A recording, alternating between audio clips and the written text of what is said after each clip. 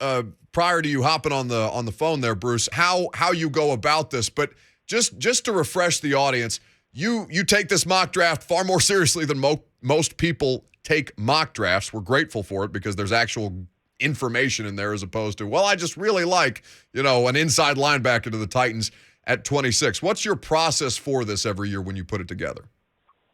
Well, so first, thanks for the kind words on that. Second, so really what I try to do is I spend usually about 6 weeks. Some of it overlaps the combine where I can go see a bunch of NFL sources and be around people in the process. But also what I really want to dig into is the guys who tend to know the players the best are the ones who either coached them or especially the ones who had to play against them, because they've studied them on film and then they've played them in games. And sometimes you get a little different picture of what you're getting with a guy when you've actually played him. And so while I think there's a lot of good insight that you can get from the draft analyst part of it, I think when you just get a real candid perspective from the coaches who played them, I think it can be next level. And so that's what I try. I'm not saying this is more encompassing or anything, but I just feel like it's a different way to look at the draft and the prospects. Because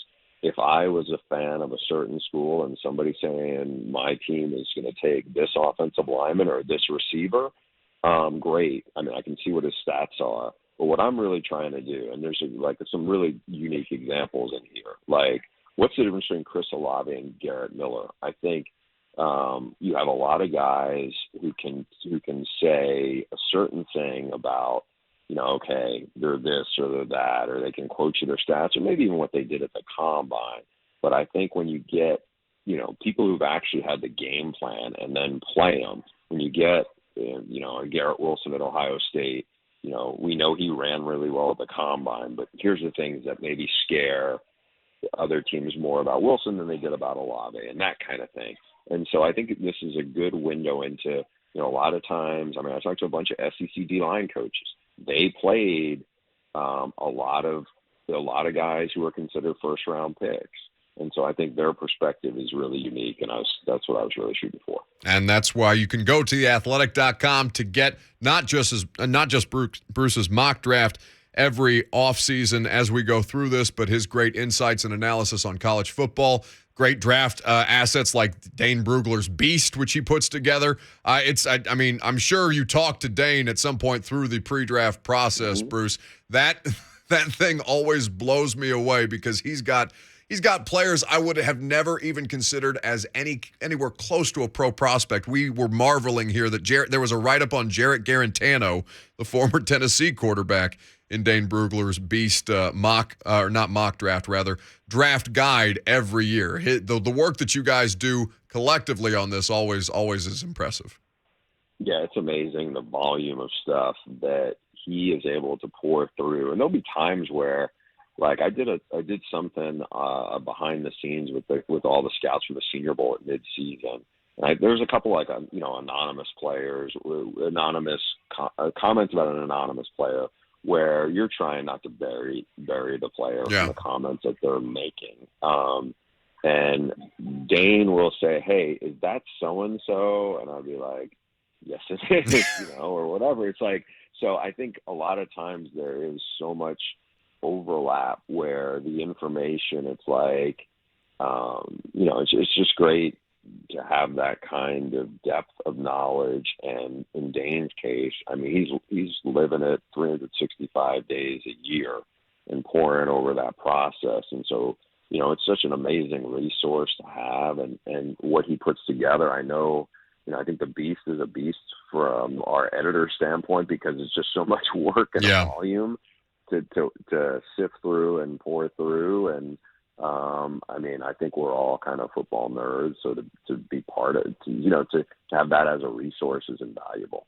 At Bruce Feldman CFB is where you can follow him, and of course the links to the mock draft are available there. We've just retweeted it for anybody who would like to take a look through Bruce's mock draft and for any of the offerings at theathletic.com. Was there anybody, Bruce, before we talk about Tennessee here more specifically, was there anybody who you spoke to from the coaching intel side about a player who kind of surprised you in the analysis based on, whether you have covered this player game, been around the program at all, that maybe not changed your opinion of someone, but gave you a different perspective, as you mentioned, from a way that you were looking at him initially? Yeah, I'd say there was two. One on the positive side was Devin Lloyd, the linebacker at Utah. He was ultra productive, but I ended up talking to 6 different coaches who played him, and every single one was gushing about him. Like, a lot of times you get really favorable comments about what caliber athlete somebody is or that kind of thing, but it won't be, there'll be a but or something like that. With him, it was just glowing about him across the board in so many layers, and to the point where I think in my mock draft is probably higher than he is almost any other mock draft, where some people have him in the teens.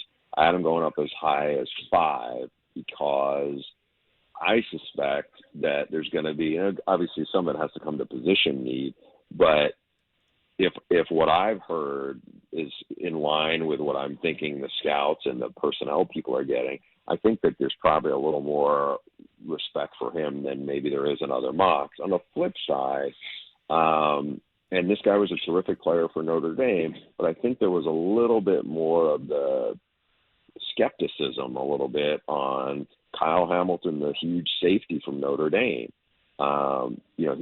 He has terrific range and beyond prototype size. But a couple of the coaches, in fact, the first 2 coaches I spoke to were all like, yeah, I could see why he's a first-round pick.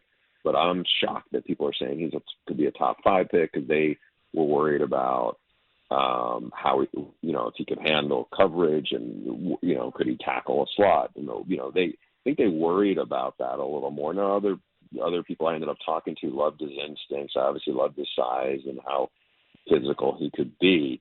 But there was that. And then you kind of wonder, springing it forward, where a couple of these coaches who played him were a little bit like underwhelmed by his coverage skills. But it's like, in the NFL, is he going to be covering a slot? He's probably going to be covering a tight end if he's in coverage. So I think, it's one of those things where maybe they were able to exploit some things that maybe some NFL teams may not end up because of how he's managed in a defense if it comes to it. So those were things that were really eye-opening for me.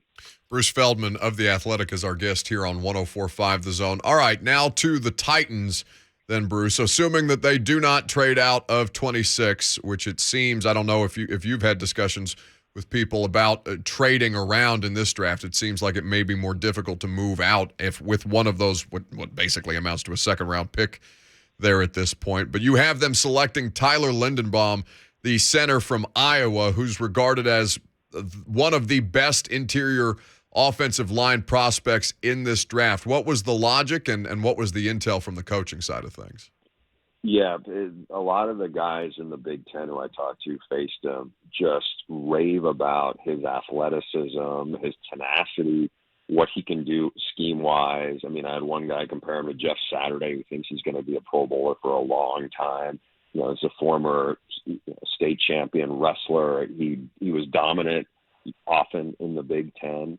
And for getting a guy like that late in the first round, where you're talking about a guy who a lot of people think will be a Pro Bowler consistently, I think that's just such a value where he can go in there and be a guy that could he be a guard? Does he have enough length? Is he a little undersized for that? Probably.